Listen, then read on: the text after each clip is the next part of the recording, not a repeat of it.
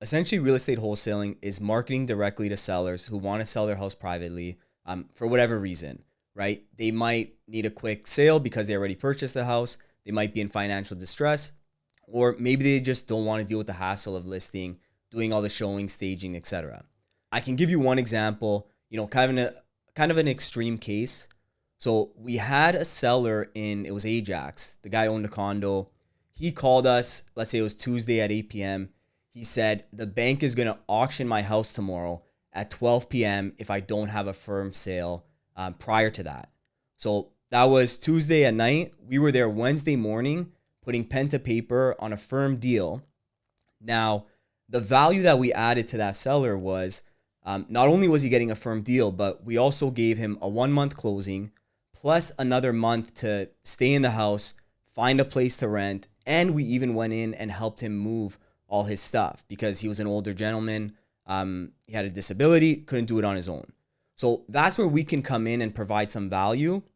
Now, we always say, we can help a seller in a numerous amount of ways, but we're not going to be the highest price because obviously at the end of the day, it's a business and we have to make a profit.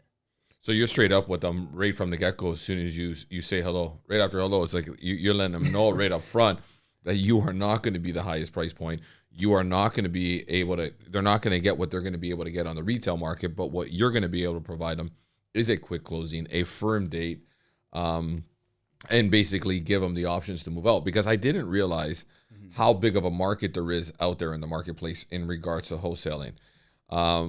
There are people out there that are willing to take less than below market value. And what we talk about below market value is what you're going to be able to sell on the Toronto MLS system as from a real estate perspective. Majority of the people that you deal with don't want to list their house on the MLS. They're either in a distressed position where they have a second mortgage on it and they're having difficulty paying both. Marriage, divorces, right? So people are going through a divorce situation and they just want out of the deal.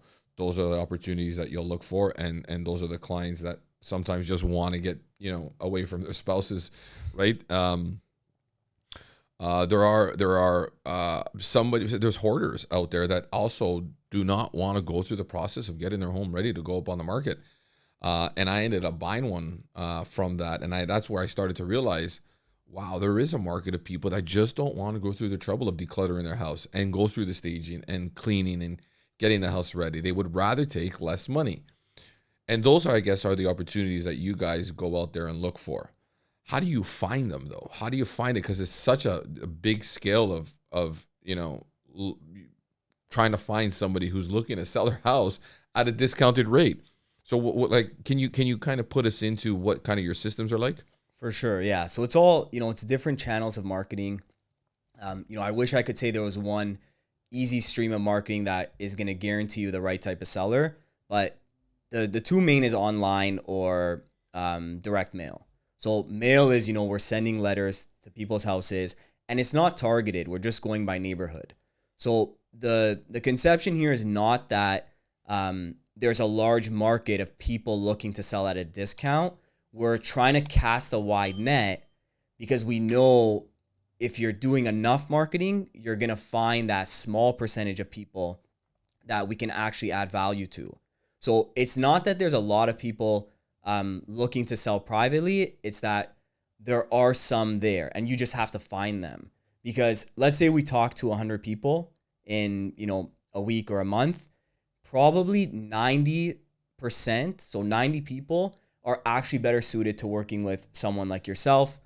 They're not in a rush. Their house is in pretty good condition and, they can afford the time and the work of staging it and being patient to get that MLS top dollar offer. Yeah, sometimes a lot of those calls that you're going to get are people trying to avoid a real estate agent not paying those commissions. So if they were able to do a private deal with you guys, that's probably a lot of the calls that you're going to get. 90% of those calls that you're getting are those type of clients. For sure. That's a lot of people are, just kicking tires because maybe they saw our ad online. Maybe they got our mail and they're just like, okay, what would they offer us? If it's an amazing offer, we'll take it.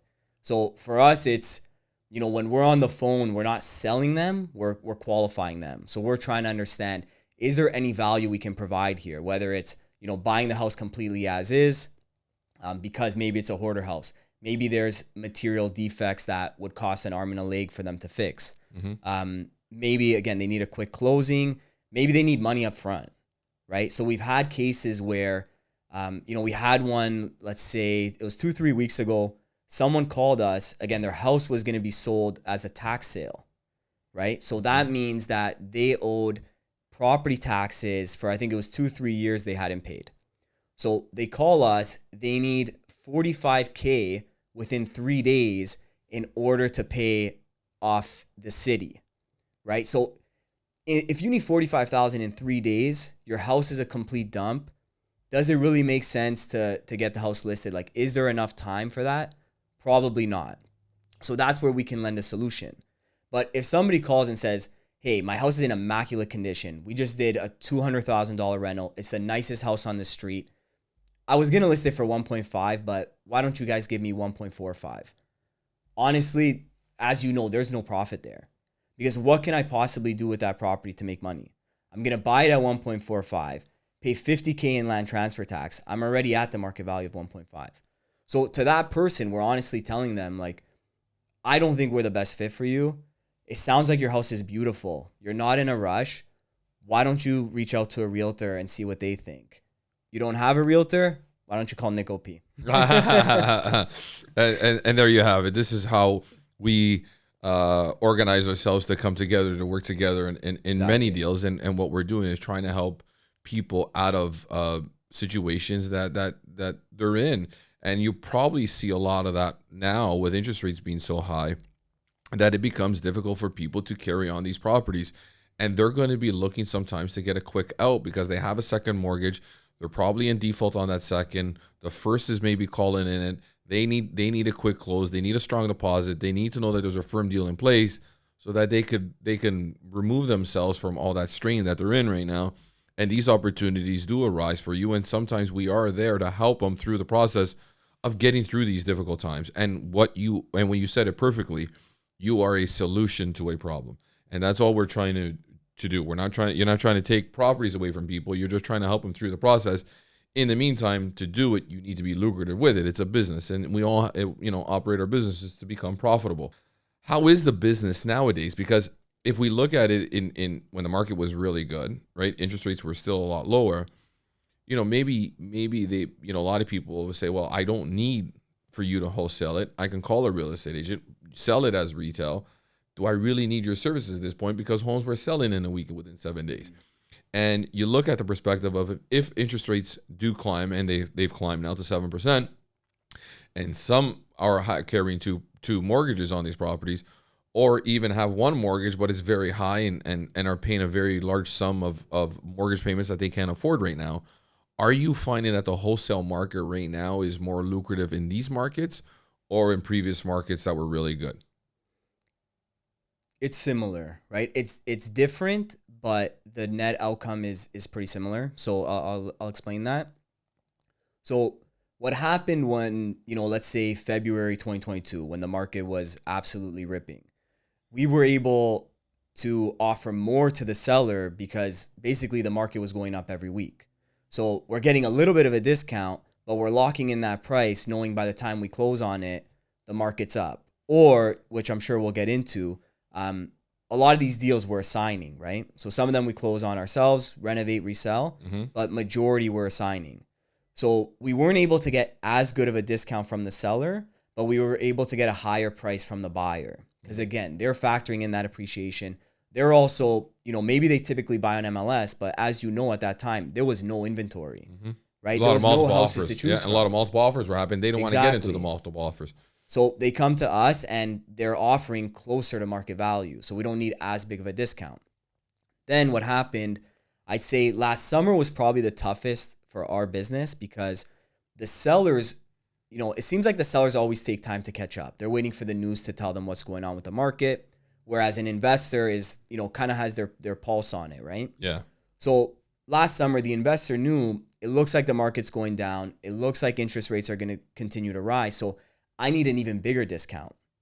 But the sellers on the flip side were saying, well, the last article I saw in the Globe and Mail said sales are up, prices are up. So they still wanted close to market value. So that was a bit of a tough time for the industry. Now looking forward, it seems like it's shifting where the sellers are starting to adjust so we can get better discounts again. And the buyers are starting to feel like, maybe we're getting closer to the bottom of this, right? Maybe this is a good time to scoop up deals, whether it's for a flip or a rental.